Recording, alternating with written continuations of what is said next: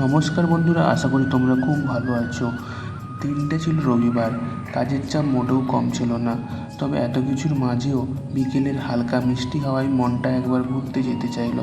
তাই বেশি দেরি না করে বেরিয়ে পড়লাম ছোট্ট একটা ভ্রমণে।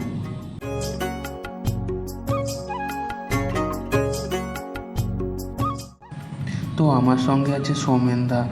মেনলি আমরা সৌমেনদার বাড়ির দিকেই যাচ্ছি ঘুরতে।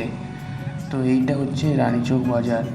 তো রানীচক বাজার দিয়ে আমরা সোজা বেরিয়ে গেলাম।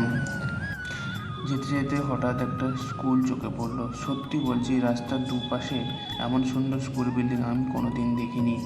আজ রবিবার, তাই স্কুল বন্ধ। তবে ভাবছিলাম যদি স্কুল খোলা থাকতো তাহলে বাচ্চাদের হাসি দৌড়ঝাঁপের জায়গাটা আরও প্রাণবন্ত হয়ে উঠত। তারপর সোজা নদী বাঁধ দিয়ে এগিয়ে গেলাম বাঁশের সাঁকোর দিকে।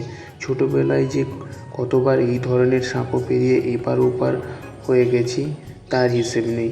পশ্চিম মেদিনীপুর থেকে হুগলিতে যাওয়ার জন্য এখানকার এই ধরনের অস্থায়ী সাঁকো খুব জনপ্রিয়। যাতায়াতের জন্য বেশ সুবিধেও বটে। আর এই যে নদীটা দেখছো, একে বলে রূপনারায়ণ নদী। এই নদী বয়ে গেছে কোলাঘাটের ব্রিজের নিচ দিয়ে সোজা গঙ্গাতে। জানো কি, এই রূপনারায়ণ নদী মূলত শিলাবতী আর দ্বারকেশ্বর নদীর মিলনস্থল থেকে তৈরি হয়েছে। আরেকটি শাখা নদী এর সঙ্গে এসে যুক্ত হয়েছে, সেটাও তোমাদেরকে আজকে দেখাবো, তবে একটু পরে। ঘাটের ধারে দাঁড়িয়ে কয়েকটা নৌকো দেখলাম। মনে হলো যদি একটু উঠতাম ভালো হতো। ছোটোবেলায় কতবার নৌকোয় উঠেছি, তবে সেই অনুভূতিটা এখন আর মনে নেই। তবে একটা নৌকোর দোল আর নদীর হালকা ঢেউয়ের শব্দ আজও বড় আপন লাগে।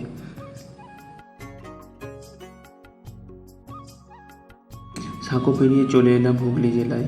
এপারে এসে জানলাম এখানকার বেশিরভাগ মানুষ সোনার কারিগর, তাই বেশিরভাগ মানুষই বাইরে থাকে।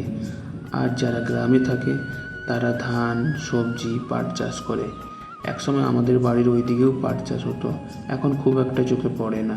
তোমরা কি জানো এই পাট গাছের পাতাও খাওয়া যায় শাক হিসেবে? তো শাক হিসেবে এটা খুব সুস্বাদু আর উপকারী। তোমরা কি কখনো খেয়েছো? তাহলে খেয়ে থাকলে আমাকে একটা কমেন্ট করে জানিও।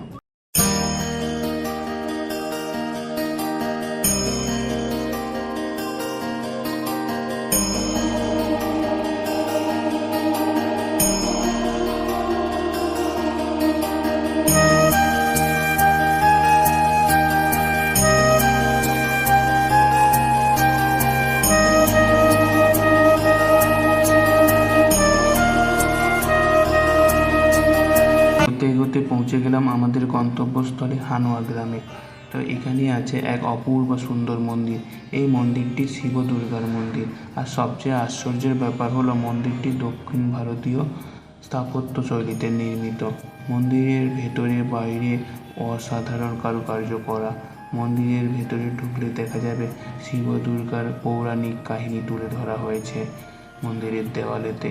দুপুরবেলা মাত্র 10 টাকাতে ভোগ প্রসাদ পাওয়া যায়, তবে তার জন্য নির্দিষ্ট একটি সময় মেনে আসতে হবে।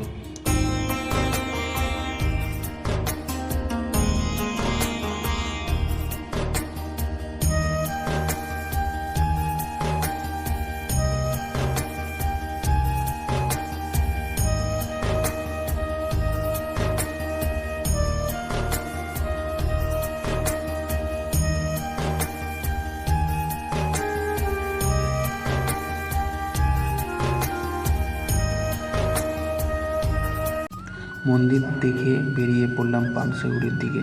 যাতায়াতের পথে তোমাদেরকে এখানকার আরেকটা বিশেষ জায়গার কথা বলেছিলাম।